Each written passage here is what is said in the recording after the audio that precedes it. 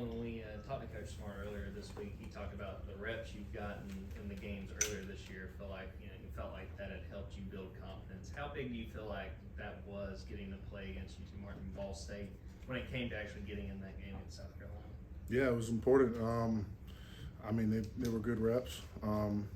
Those packages, I think, down the goal line helped me get comfortable. Just going out there on field goal, just being on the field really helped me a lot.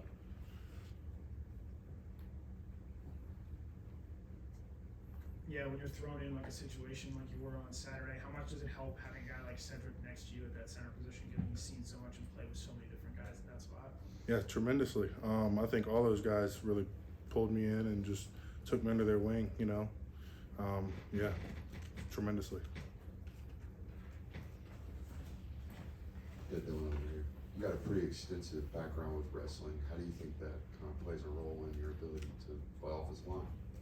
I think the number one thing that I've kind of taken away from wrestling is hand fighting in the trenches. Yeah, just hand fighting is the main thing that I've really used a lot. Kirby's used a lot of different ways to describe what's going on at O-line this week because of the injuries and everything, musical chairs, we're going to find the best five, whatever it is. What's it been like for you you work at guard, at tackle some as well.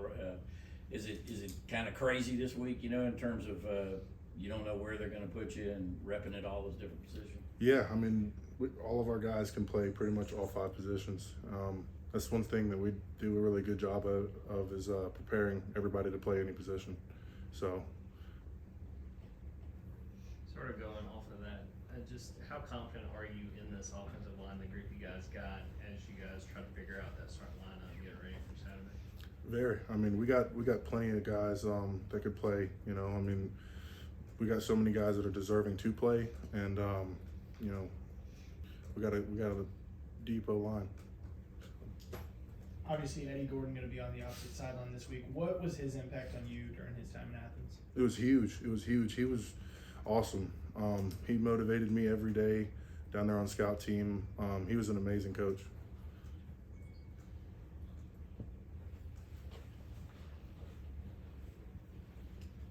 I think this is Kirby's 100th game at Georgia. Right?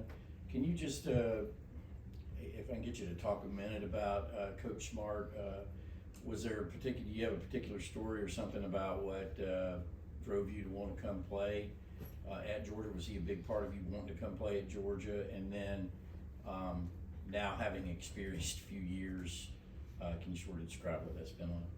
For sure. I really came to be on the best team in the nation. I didn't know for sure it was going to be the best team in the nation, but he's done a really good job of just recruiting, and he told me, along with the other coaches on staff, that we're all going to get an opportunity. So I knew that I wanted to come here and just battle it out and with the best. So that's what really motivated me to come here. When you learned Amarius was going to need surgery, what did you think in terms of your opportunity for snaps? Obviously, there's going to be more out there for whoever might earn it. Could you repeat the question? I'm sorry. Amarius Mims, when you learned that he had to have surgery, how did that affect you, knowing that there would be more opportunity for some players? My first thought was, prayers going to him. My second thought, we have like I said, we have so many guys that could play so many different positions. I just was ready for anything. We got a couple guys. Some people might slide to center, some people might slide to tackle. So you just never know. When Coach Smart talks about preparing like a starter and that he sees, more than just the first five guys out there as starters on the offensive line, what does that mean? What does that look like, preparing like a starter?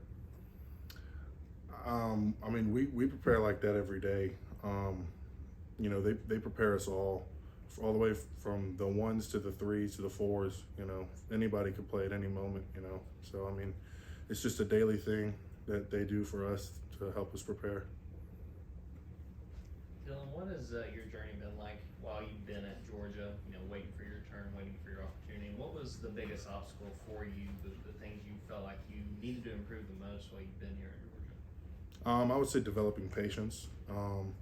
yeah, this university's taught me how to develop patience and how to just go through adversity, you know, and just continue to go on the right track, you know, even though you might not see the other side of it, you know, something's on the other side. So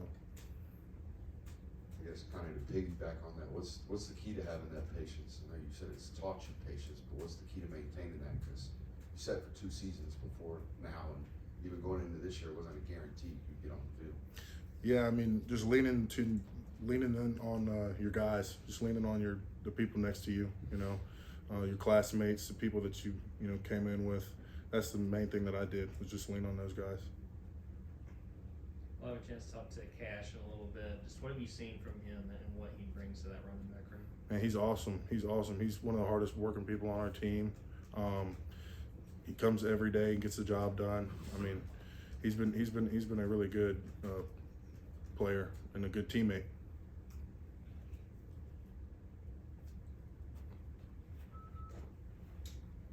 Coach Smart often refers to you as one of the strongest football players on the team. So just simple bench, squat, clean. What are we working with? Numbers? Yeah.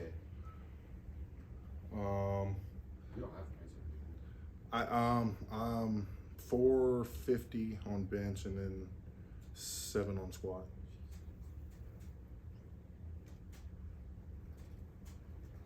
Got time for 1 or 2 more, anybody?